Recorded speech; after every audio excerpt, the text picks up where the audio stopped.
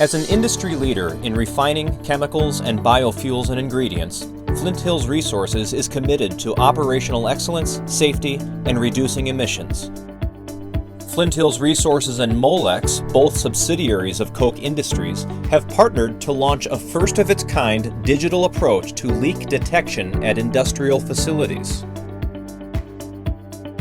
This transformational digital monitoring system has the potential to reduce costs, minimize emissions, and enhance safety at Flint Hills and other refining chemical facilities around the country.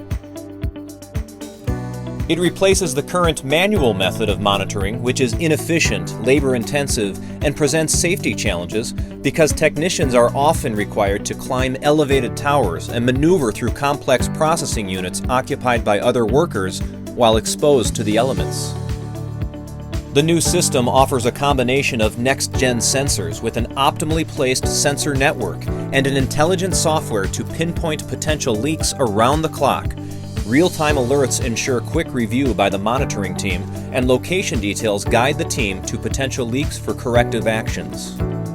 This technology puts into practice a philosophy of mutual benefit and creates superior value not only for our companies, but for our customers and society.